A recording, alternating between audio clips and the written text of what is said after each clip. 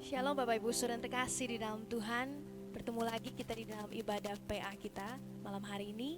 Mari sebelum kita sama-sama menerima berkat dari firman Tuhan, kita akan siapkan hati kita dengan menyanyikan pujian Bersamamu Bapa.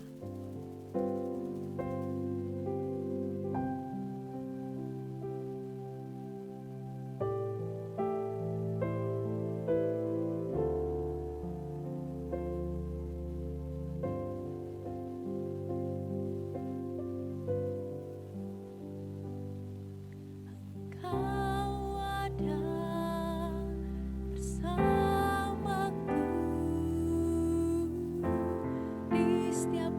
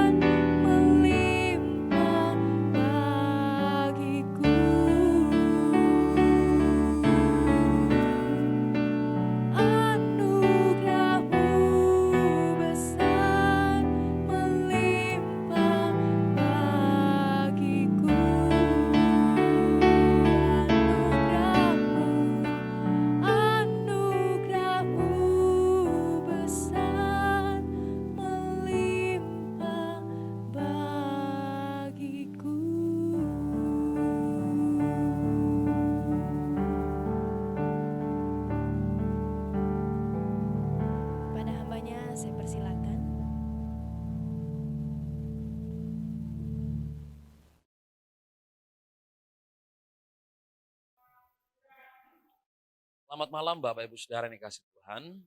Hari lagi kita bisa ketemu di dalam ibadah tengah minggu. Ibadah walaupun masih secara online. Bersyukur masih ada kesempatan Tuhan beri untuk kita bisa beribadah bersama, bisa memuji Tuhan dan bisa belajar akan firman Tuhan.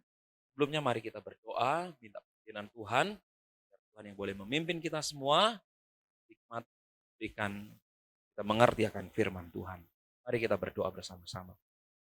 Kami bersyukur kepada Tuhan, dari pagi sampai sore kami sudah bekerja, dan Tuhan sudah beserta kami dalam setiap pekerjaan tangan kami, dan Tuhan juga sudah memberkati apa yang kami kerjakan. Kiranya Tuhan hari ini, kami yang bersama-sama di dalam ibadah PA online ini, sekali lagi Tuhan bukakan kepada kami hikmat Tuhan, agar kami juga dipenuhkan lagi dengan berkat-berkat rohani, agar bersama-sama ketika kami hidup, kami tidak hanya mengejar secara fisik, tapi kami juga bisa secara rohani untuk boleh menjadi berkat dan juga bisa memuliakan Tuhan. Berkati kami dalam pujian yang sudah kami naikkan, berkati kami pula di dalam perenungan akan firman Tuhan yang akan kami lakukan bersama-sama. Tuhan memberkati kami dengan hikmat Tuhan. Di dalam nama Tuhan Yesus Kristus kami berdoa. Haleluya. Amin. Baik Bapak Ibu Saudara yang dikasih Tuhan, di dalam PA pada malam hari ini, kita akan membuka satu bagian yang terambil di dalam Kejadian pasal yang kedua, ayat 15 sampai ayat yang ke-17. Kejadian pasal yang kedua, ayat 15 sampai ayat ke-17, demikian firman Tuhan berbunyi, saya membacakannya. Tuhan Allah mengambil manusia itu dan menempatkannya dalam Taman Eden untuk mengusahakan dan memelihara taman itu. Lalu Tuhan Allah memberi perintah ini kepada manusia, yaitu semua pohon dalam taman ini boleh kau makan buahnya dengan bebas. Tetapi pohon pengetahuan tentang yang baik dan yang jahat itu, janganlah kau makan buahnya. Sebab pada hari engkau memakannya, pastilah engkau mati. Amin. Sedemikian jauh pembacaan firman Tuhan buat kita pada malam hari ini. Saudara yang dikasih oleh Tuhan, tidak bisa dipungkiri setiap diri kita masing-masing terdiri dari dua jenis manusia, tubuh. Yaitu tubuh secara jasmani ataupun juga tubuh secara rohani. Yang perlu diperhatikan dan kita ingat sama-sama, kedua tubuh ini, baik tubuh secara jasmani ataupun tubuh secara rohani, adalah dua jenis tubuh yang hidup. Ya. Jadi yang hidup tidak hanya tubuh jasmani, dari kecil, remaja, pemuda, dewasa, sampai usia senja, tapi yang mengalami pertumbuhan itu juga manusia rohani kita. Orang yang dulunya tidak bisa doa, hari ini bisa berdoa. Dulunya tidak bisa melayani, hari ini bisa melayani. Dulunya belum kuat di dalam Tuhan, hari ini kuat di dalam Tuhan. Ini menunjukkan akan adanya pertumbuhan kehidupan secara rohani. Nah, saudaraku yang dikasih oleh Tuhan, ketika dua tubuh ini sama-sama hidup, maka kedua tubuh ini, baik yang jasmani ataupun yang rohani, sama-sama memerlukan asupan. Ini yang perlu kita perhatikan. Yang memerlukan asupan tidak hanya tubuh jasmani. Kita pagi, kita minum air, kita sarapan, ada kue mungkin yang kita makan. Nanti siang juga ada istirahat siang, makan malam, dan lain sebagainya. Yang membutuhkan asupan tidak hanya tubuh jasmani dengan makan, minum, atau vitamin. Tapi yang perlu diperhatikan juga tubuh jasmani kita itu juga memerlukan yang namanya asupan. Dan asupan-asupan itu adalah juga yang berbau secara rohani pula. Tubuh kita jasmani, kalau hanya makan tanpa olahraga, maka apa yang terjadi? Menakutkan. Semua makanan yang masuk yang mengandung gizi, karbohidrat, yang mengandung kolesterol, kalau tidak diolah dengan olahraga, maka apa yang terjadi? Justru menimbulkan penyakit dalam tubuh jasmani. Sama, tubuh rohani kita yang dimana kita sudah mendengarkan pujian, kita sudah mendengarkan firman Tuhan, kita membaca buku rohani, buku Alkitab, dan lain sebagainya. Jika tidak dilakukan dengan olahraga rohani, dengan praktek dari firman Tuhan yang telah didengar, maka apa yang terjadi? Akan menimbulkan sakit rohani. Dan sakit rohani ini yang dikatakan seperti Tuhan Yesus kepada orang Farisi, ahli Taurat. Hanya bagus di luar karena banyak pengetahuannya, tetapi tidak bisa dilakukannya. Dan itu tidak berdampak besar bagi orang-orang pada waktu itu, orang Farisi dan ahli Taurat. Nah, saudaraku ini kasih oleh Tuhan, itu sebabnya hari ini kita akan melihat sebuah tema tentang jangan lemah rohanimu. Ya, yang jangan lemah tidak hanya tubuh fisik, tapi Tuhan juga ingin tubuh rohani kita juga tidak lemah. Semakin hari kita kenal Tuhan, semakin banyak kita beribadah, Tuhan rindu tubuh rohani kita juga boleh semakin kuat di dalam Tuhan. Hari ini kita akan melihat sama-sama apa yang akan terjadi jika tubuh rohani kita menjadi lemah. Kalau tubuh jasmani menjadi lemah, kita tahu bisa pusing, bisa sakit kepala, ada sakit perut, ada sakit kaki, macam-macam. Itu kalau orang mengalami sakit secara fisik. Tapi kalau sakit secara rohani, nah ini kadang orang tidak sadar. Itu sebabnya dari firman Tuhan yang telah kita baca, coba kita akan mempersiapkan, kita melihat apa jadinya kalau mengalami yang namanya lemah di dalam kerohanian. Saya akan membacakan Kejadian pasal 3, ayat 4 dan 5. Demikian firman Tuhan berbunyi, tetapi ular itu berkata kepada perempuan itu, sekali-kali kamu tidak akan mati. Ayat kelima, tetapi Allah mengetahui bahwa pada waktu kamu memakannya, maka dikatakan apa? Matamu akan terbuka, dan kamu akan menjadi sama seperti Allah, tahu yang baik dan yang jahat. Ayat yang ke-6, perempuan itu melihat bahwa buah pohon itu baik untuk dimakan, dan sedap kelihatannya. Lagi pula pohon itu menarik hati karena memberi pengertian. Lalu ia mengambil dari buahnya dan dimakannya dan diberikannya juga kepada suaminya yang bersama-sama dengan dia, dan suaminya pun memakannya. Amin. Yang pertama, kalau kita menjadi lemah rohani, maka apa yang terjadi? Yang pertama, kalau kita lemah rohani, maka serangan iblis adalah apa? Kita mudah dihasut oleh iblis. Saudaraku ini kasih oleh Tuhan, perlu kita tahu, yang namanya tubuh jasmani sehat dan kuat, tadi saya katakan perlu asupan yang bergizi, perlu makan makanan yang sehat, tetapi juga dibarengin dengan yang namanya olahraga, agar asupan yang masuk itu semakin maksimal dengan apa? Olahraga. Begitu juga dengan kehidupan tubuh rohani. Kapan tubuh rohani bisa berdampak dan kita bisa menjadi berkat? Ketika dilakukan yang namanya olahraga rohani. Apa itu olahraga rohani? Olahraga rohani adalah bisa kita bentuk dalam hal pelawatan, besuk, ataupun dalam pelayanan. Pelayanan ada banyak hal yang tujuannya adalah apa yang telah kita dengar, apa yang telah kita baca, itu kita luapkan. Kita lakukan sehingga firman yang telah kita tahu, pengertian dari firman Tuhan itu bisa membuat kita semakin kuat. Kuat tidak hanya ke dalam sifatnya, tapi sifatnya juga keluar berdampak. Sehingga orang lain juga bisa merasakan bahwa di dalam diri kita tidak hanya punya Tuhan, tapi punya firman yang telah hidup memenuhi kehidupan kita.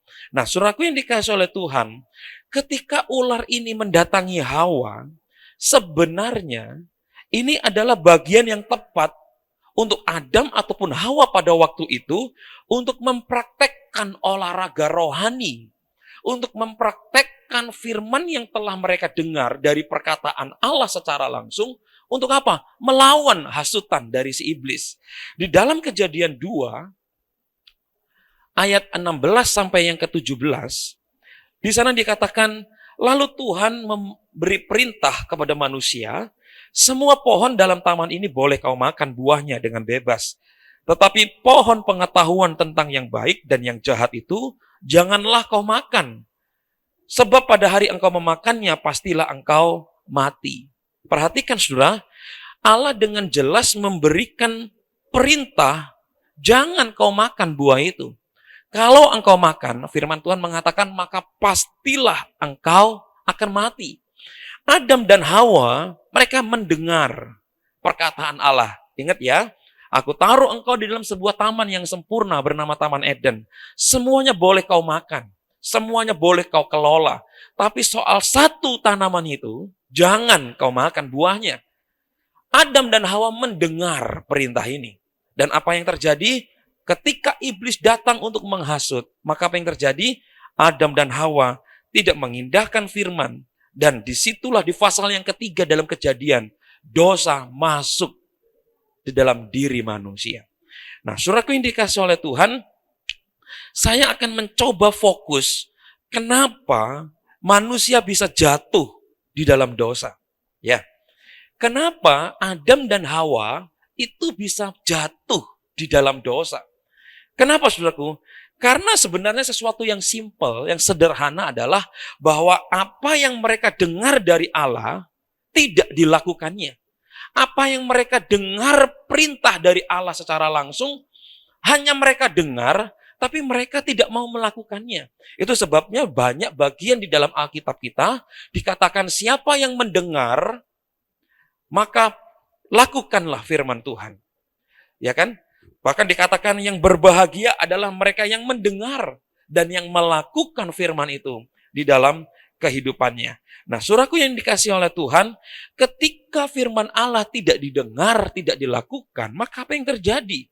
Iblis menggoda, iblis menghasut, sehingga manusia jatuh di dalam dosa. Jemaat yang dikasih oleh Tuhan, makanan kerohanian itu perlu. Makanan kerohanian itu sangat penting untuk tubuh rohani kita. Supaya apa? Karena kita tahu iblis selalu mengintai, iblis selalu berusaha untuk menjatuhkan kita. Kita akan perlu pertolongan Tuhan ketika firman Tuhan itu ada di dalam diri kita, saudara. Tidak hanya ada, tapi kita kerjakan sebagai senjata rohani kita. Di dalam Matius 4 kita tahu kisah ini, di dalam ayat 1 sampai ayat yang ke-11, di sana dikatakan bagaimana iblis tidak berhenti mencoba Tuhan Yesus. Ketika Tuhan Yesus sudah berpuasa 40 hari 40 malam, datanglah iblis. Iblis mengatakan dan menghasut kepada Tuhan Yesus, engkau pasti lapar. Lakukanlah batu menjadi roti. Perhatikan, iblis tidak pakai cara macam-macam. Iblis cuma berkata kepada Tuhan Yesus pada waktu itu, jadikanlah batu ini menjadi roti, engkau pasti bisa. Tidak sampai di situ, iblis pun terus berusaha untuk menghasut dengan apa?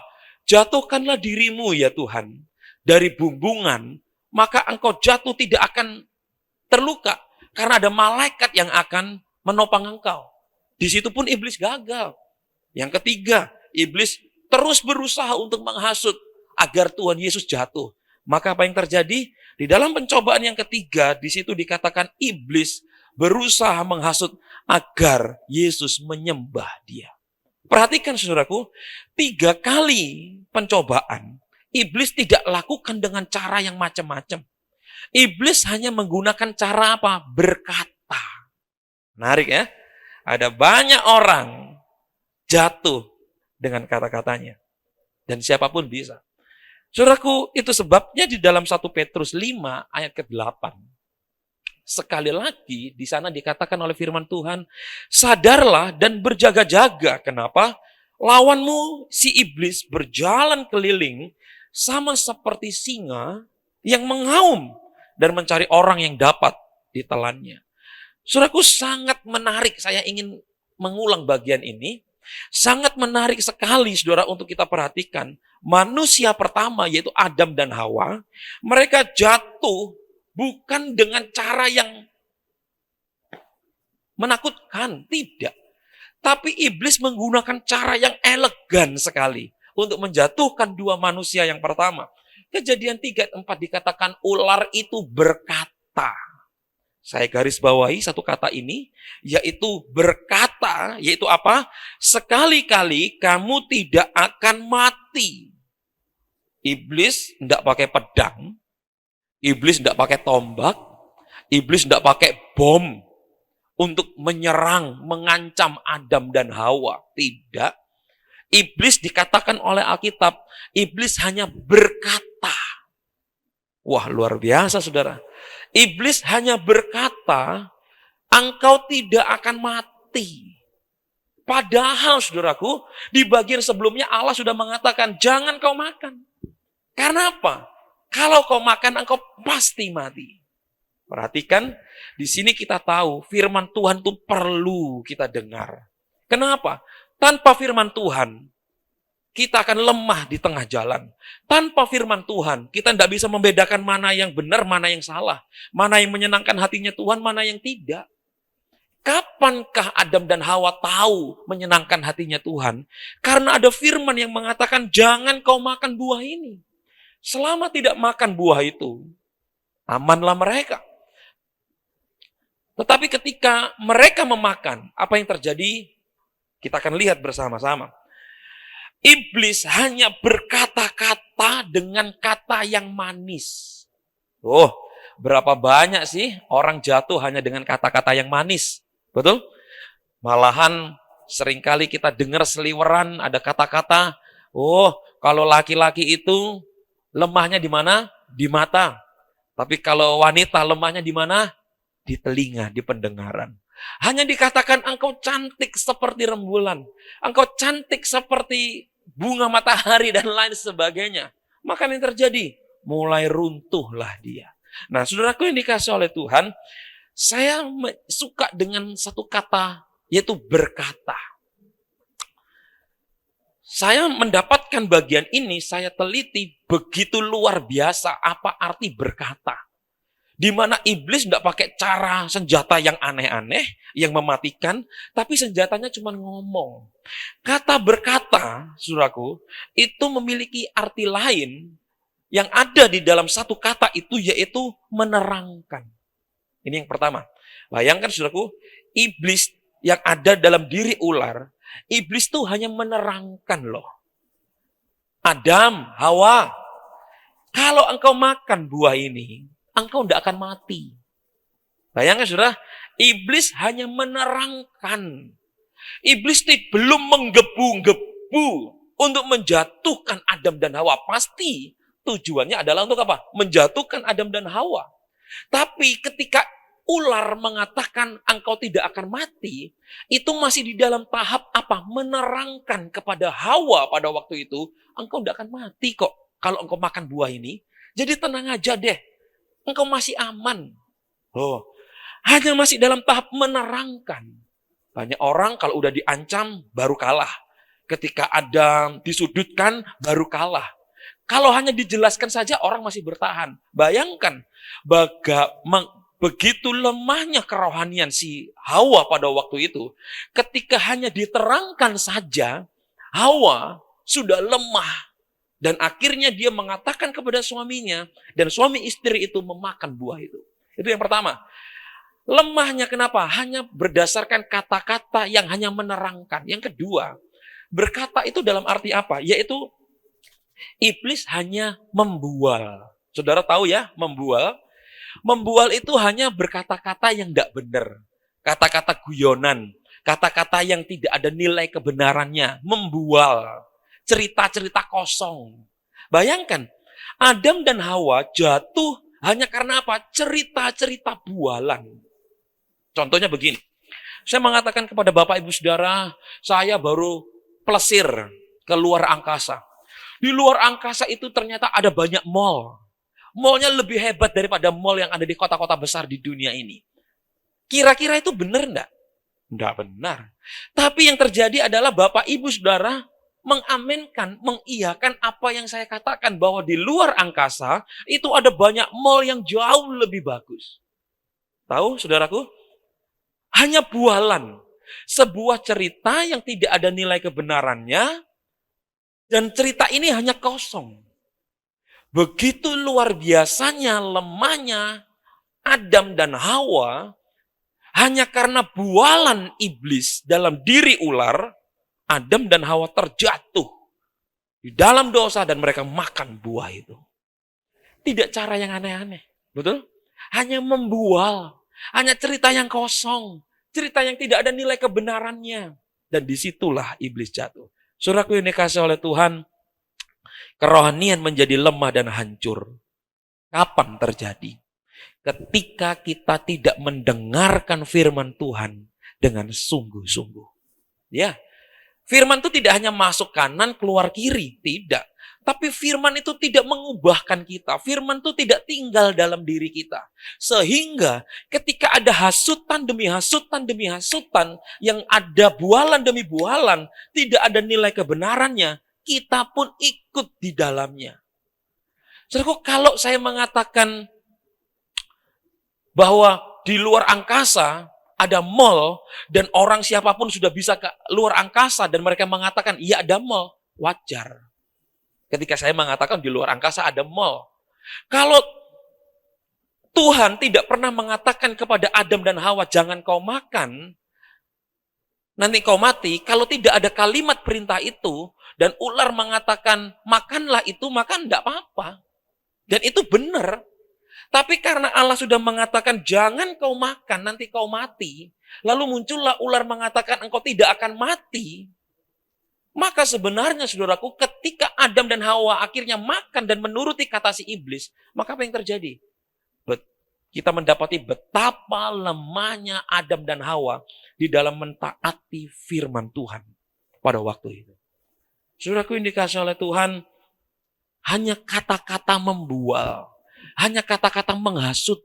Itu sebabnya hari ini senjata yang paling kuat itu adalah hasutan. Bukan lagi senjata peluru, memang senjata nuklir itu berbahaya. Tapi saudaraku, nuklir ditembakkan dari tempat A untuk ke tempat B, membutuhkan waktu. Ya kan? Tapi orang kalau bicara dari tempat A menuju tempat B, itu langsung sampai di sana. Ya, orang sana ditelepon, hati-hati dengan ini, langsung nyampe, saudaraku. Efek dari serangan kata-kata. Saudaraku, kita lihat banyak demo belakangan ini ya. Sekitar 1 bulanan ini ada demo yang menentang Undang-Undang Cipta Kerja yang baru disahkan juga oleh Presiden. Dan sampai hari ini mungkin masih ada demo di kota-kota besar. Beberapa ditanya, beberapa diinterview. Kenapa kamu ikut demo? Ya katanya, ya kan? Orang kedua ditanya, kamu ngerti enggak sih tentang Undang-Undang Cipta Kerja Omnibus Law itu? Ya katanya orang itu masih katanya. Ketika ditanya, kenapa kok kamu ikut nih? Bukan orang dari kota ini, tapi kamu kok bisa ikut? Kamu dari mana? Ternyata dia dari luar kota. Dan anehnya dia masih pelajar. Dan dia tidak tahu apa-apa. Pertanyaannya, kenapa dia bisa mau ke situ dan ikut teriak-teriak? Ikut berlomba-lomba di dalam demo. Kenapa? Karena hasutan untuk ikut di dalam demo. Nah, saudaraku yang dikasihi oleh Tuhan, kita perlu iman yang kuat di dalam Tuhan. Kita perlu pengenalan yang kuat kepada Tuhan. Supaya ketika ada hasutan-hasutan itu datang. Hasutan bualan, hasutan yang tidak benar itu datang. Kita bisa mengatakan, stop, aku tahu kebenarannya. Aku tidak akan ikut kepadamu. Itu sebabnya di dalam Roma 10 ayat yang ke-17 dikatakan iman timbul dari pendengaran dan pendengaran oleh firman Kristus. Kapan iman itu menjadi timbul? Perhatikan baik-baik. Ketika kita mau dengar, perhatikan dengan sungguh-sungguh kepada firman yang telah kita dapatkan. Ya, Adam dan Hawa dapat firman. Adam dan Hawa diberikan perintah langsung oleh Allah. Betul dia dapat. Tapi karena tidak dilakukan dengan sungguh-sungguh, maka yang terjadi? Ular menghasut, dia pun kalah. Kita hari ini, saudaraku ini kasih oleh Tuhan, banyak berita seliweran di mana-mana. Banyak berita hoaks di mana-mana. Banyak berita yang mungkin mencekam, belum tentu benar adanya. Saya mau mengatakan, jangan mudah terhasut. Apalagi berbicara soal kerohanian. Mulut ini paling gampang, lebih tajam daripada pedang. Ya, mulut ini bisa mengatakan A jadi B. Mulut ini bisa mengatakan hitam jadi putih. Mulut ini bisa mengatakan hidup jadi mati dan sebaliknya. Kalau kita tidak berhati-hati, kalau kita tidak sungguh-sungguh dalam mendengar firman Tuhan, maka apa yang terjadi? Hasutan demi hasutan akan melemahkan iman kita kepada Tuhan. Banyak orang tidak datang ke gereja. Kenapa? Karena dihasut. Betul? Karena hasutan, maka apa yang terjadi? Nanti dulu. Karena hasutan, maka apa yang terjadi? Muncul kebencian. Karena hasutan, maka apa yang terjadi? Muncul pertikaian. Karena hasutan, betapa luar biasa kuasa dari hasutan. Bisa menghancurkan kerohanian yang ada. Saudaraku yang dikasihi oleh Tuhan. Itu sebabnya ketika mendengar firman Tuhan, dengarkan dengan baik. Ketika kita sudah mendapatkan firman Tuhan, lakukan pula. Sebagai olahraga rohani kita juga dilakukan dengan baik. Itu sebabnya ada baiknya. Kalau kita beribadah, kita mendengarkan firman Tuhan, ada baiknya kita tidak keluar masuk, saudara. Ya, kalau kita mau permisi bicara ke kamar kecil, mungkin sebelum kebaktian mulai kita pergi dulu ke kamar kecil. Baru kita masuk dalam ibadah. Pada waktu kita memuji Tuhan, kita tidak terganggu. Pada waktu kita mendengarkan firman Tuhan, kita juga tidak terganggu. Firman yang kita dapatkan juga menjadi utuh. Sehingga firman itu bisa mengubah diri kita. Saudaraku, ada baiknya pada waktu kita ikut online, pada waktu mendengarkan firman Tuhan, baik Bapak Ibu di rumah masing-masing, ada baiknya dan jauh lebih baik. Jangan disambil dengan makan. Bisa kan aku makan dengan dengar firman Tuhan? Bisa. Tapi firman Tuhan itu bukan tayangan. Firman Tuhan itu bukan iklan. Firman Tuhan yang ditayangkan walaupun itu dalam bentuk online, itu adalah firman Allah. Dan kita menghargai firman Allah yang kita dengar. Dengan apa? Mari kita punya sikap yang benar. Makan boleh, tidak salah, nanti. Karena setiap firman Tuhan juga tidak akan lama. Karena kalau ketika kita mendengarkan firman Tuhan, dan kita sambil dengan makan, ngerjain sesuatu dan yang lain, berkat firman Tuhan tidak akan maksimal kita dapatkan. Ada baiknya pada waktu kita sedang mendengar firman Tuhan, jangan sambil kita telepon. Ada baiknya, saudara. Kenapa? Ketika ada telepon, kita akan terhenti sejenak. Dan ketika terhenti sejenak, kita sudah tidak mengikuti bagian firman Tuhan yang tidak kita ikuti karena kita menerima telepon. Saya sudah sekitar berapa tahun terakhir ini, saya sudah komit. Setiap kali kebaktian, HP saya itu tidak hanya silent, saudara. Tapi saya flight mode. Ya, saya mode pesawat sehingga tidak akan ada calling masuk ataupun berita pesan yang masuk ke HP saya. Tidak ada. Lalu saya berpikir mungkin ada sesuatu yang penting. Baiklah, saya hanya silent. Silent itu saya tidak tahu. Karena HP saya taruh di dalam tas saya. Jadi saya tidak tahu kalau ada lalu lintas telepon ataupun pesan yang masuk dan yang keluar dan lain sebagainya. Saya mulai mendisiplin diri saya. Saya tidak mau terganggu aktivitas mendengarkan firman Tuhan dengan HP yang ada di sebelah saya. Itu sebabnya, saudaraku, ada lebih baiknya ketika kita mendengarkan firman Tuhan, mari kita dengan sikap yang baik dan kita memberikan waktu yang terbaik pula agar firman itu bisa kita dapatkan. Saudaraku, ingat, hanya dengan menghasut, maka Adam dan Hawa jatuh di dalam dosa. Itu sebabnya, saudaraku, sebagai orang yang sudah menerima kabar baik, tugas kita hari ini adalah apa? Beritakanlah kabar baik. Beritakanlah kabar sukacita. Beritakanlah bahwa Yesus itu baik. Bahwa Yesus sanggup menyembuhkan. Yesus sanggup memelihara. Beritakan kabar yang membangun kerohanian kepada keluarga ataupun kepada saudara seiman. Saudaraku, kenapa? Itu yang diharapkan Tuhan. Jangan kita sebarkan berita yang sifatnya mengadu domba. Hati-hati, saudaraku. Sifat mengadu domba ini menghasut. Tidak hanya satu pihak, dua pihak dihasut sehingga apa? Terjadilah pertikaian. Jangan sebarkan berita-berita yang gak ada kebenarannya. Yang berita-berita hoax.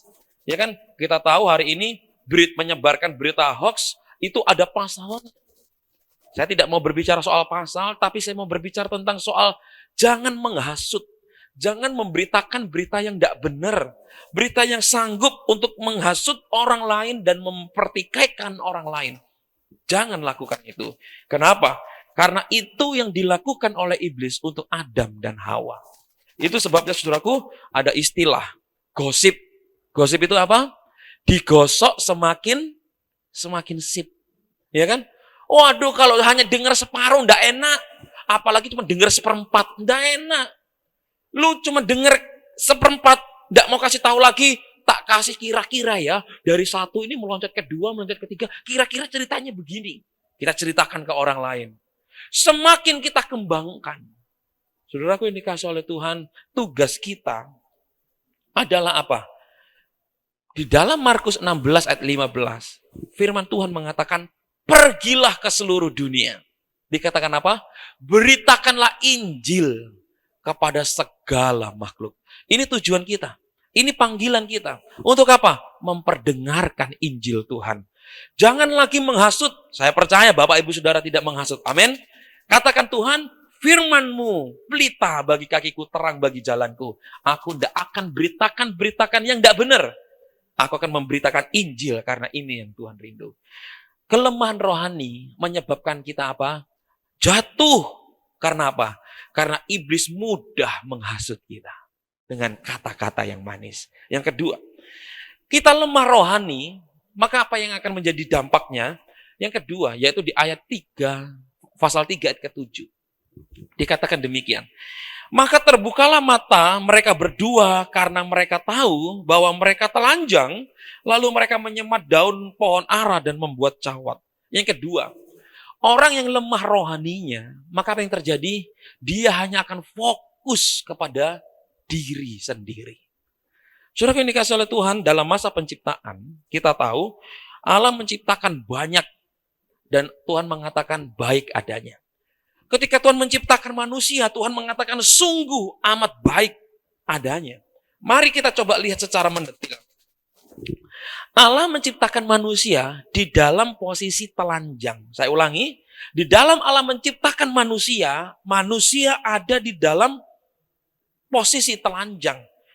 Dan ketelanjangan di dalam sebelum adanya dosa adalah sebuah kondisi di mana tidak ada halangan agar Allah bertemu dengan manusia.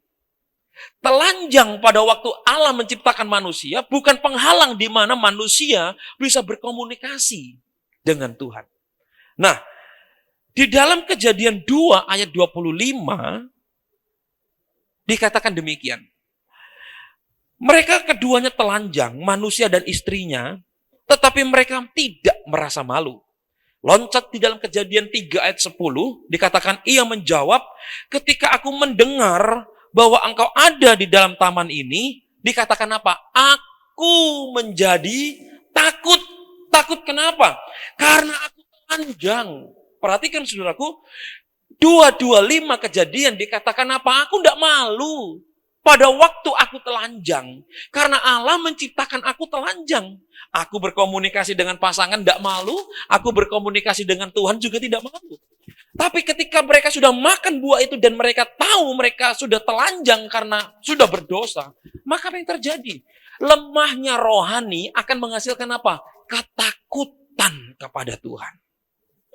Saudaraku yang dikasih oleh Tuhan, ada perubahan fokus.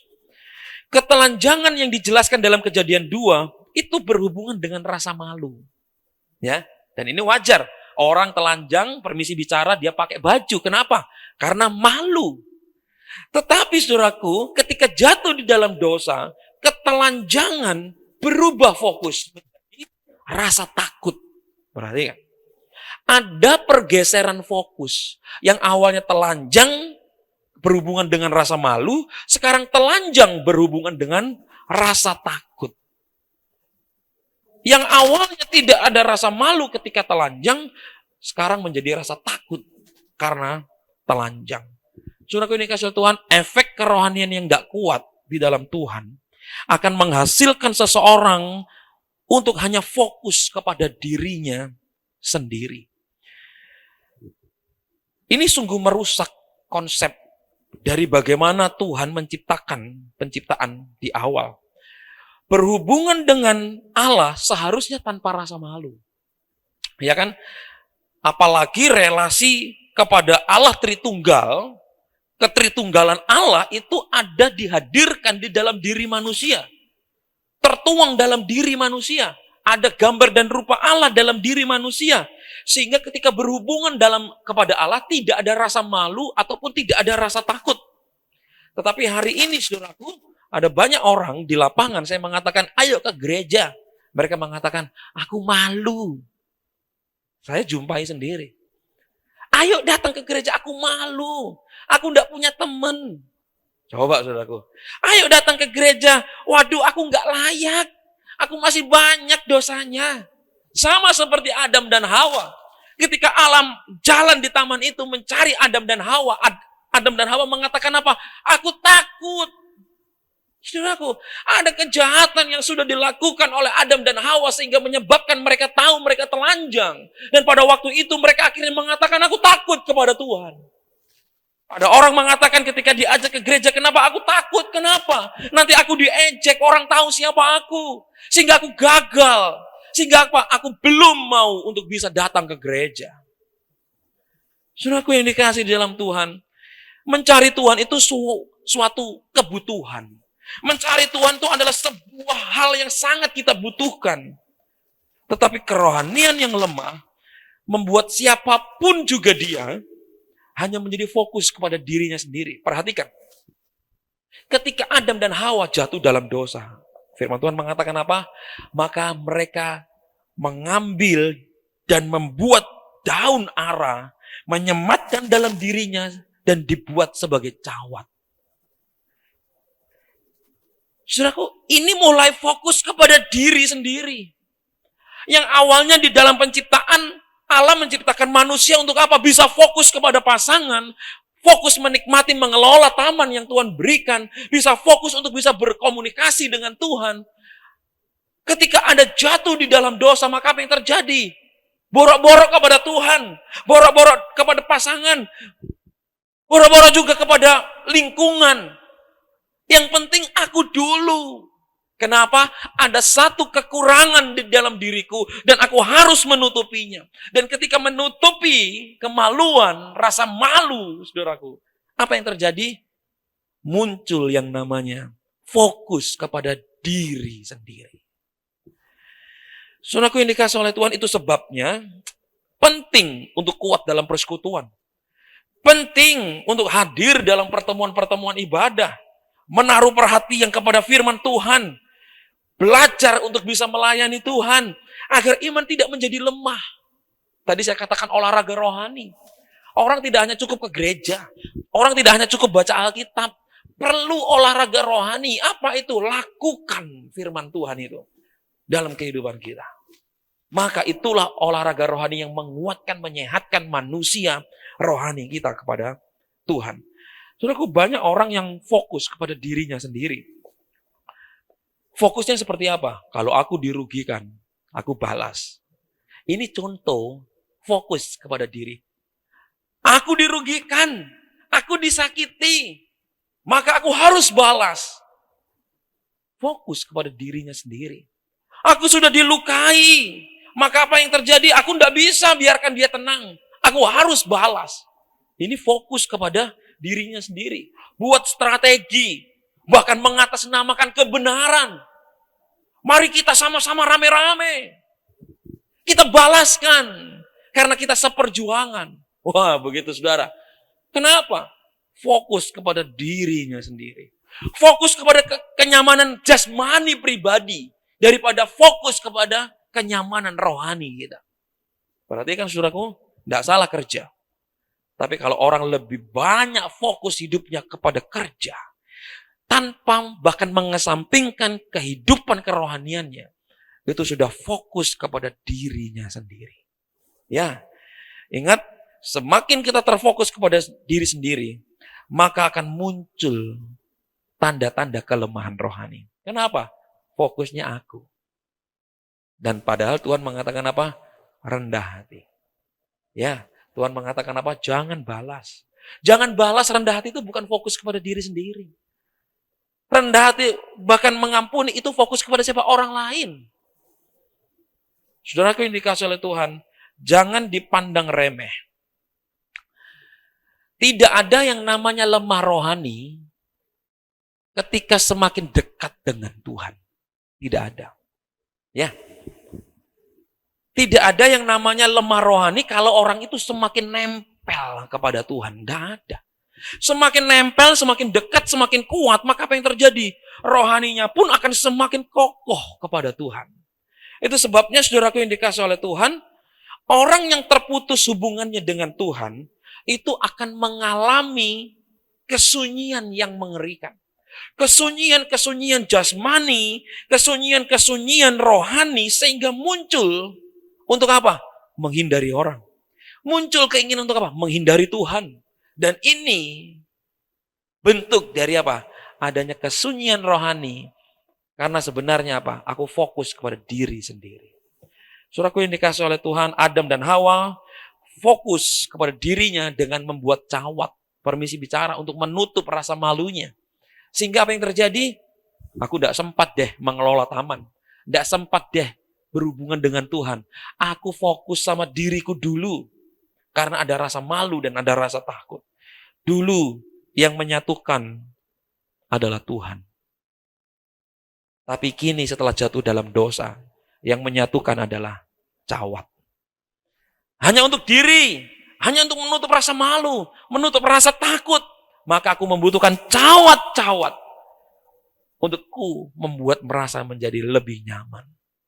Saudaraku ini kasih oleh Tuhan, itu sebabnya kapan kerohanian itu menjadi lemah, yaitu ketika kita lemah pula di dalam mendengar firman Tuhan. Apalagi lemah di dalam melakukan firman Tuhan. Betul, lakukan firman Tuhan. Maka kita akan menjadi kuat, tidak lemah rohani kita. Hari ini kita yang sudah menerima berita baik, berita sukacita, berita kabar bahwa Yesus Juru Selamat. Ini yang kita beritakan.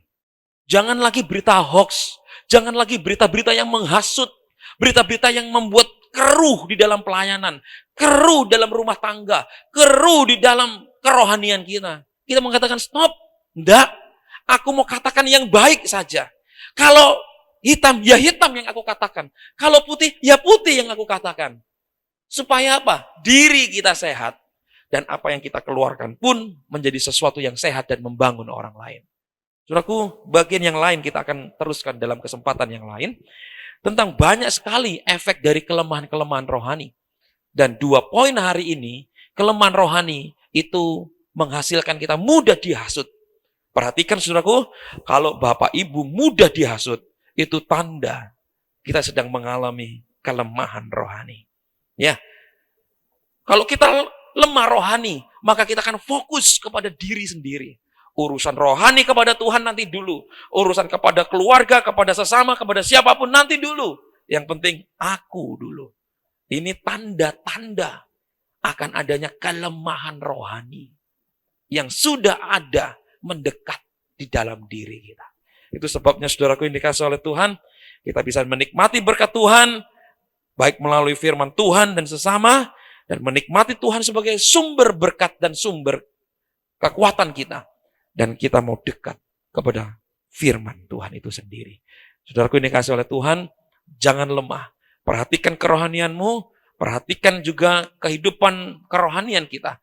Agar dalam perjalanan waktu yang ada ini, kita dikuatkan dan tidak menjadi lemah. Tuhan memberkati kita.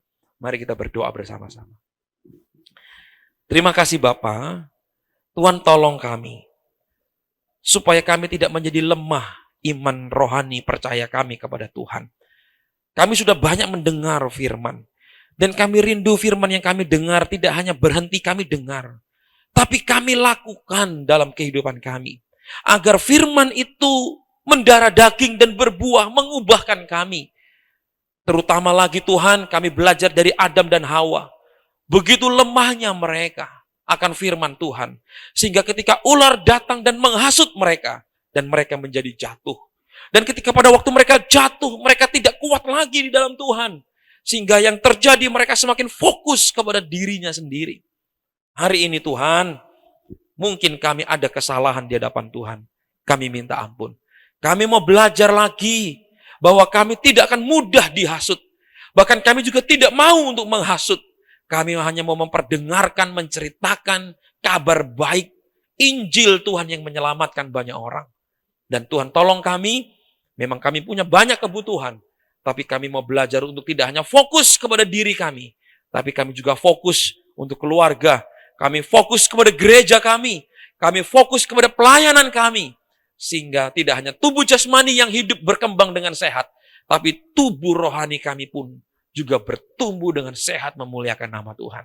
Terima kasih Bapa. Di dalam nama Tuhan Yesus kami berdoa. Haleluya. Amin. Selamat malam. Tuhan Yesus memberkati kita semua. Amin.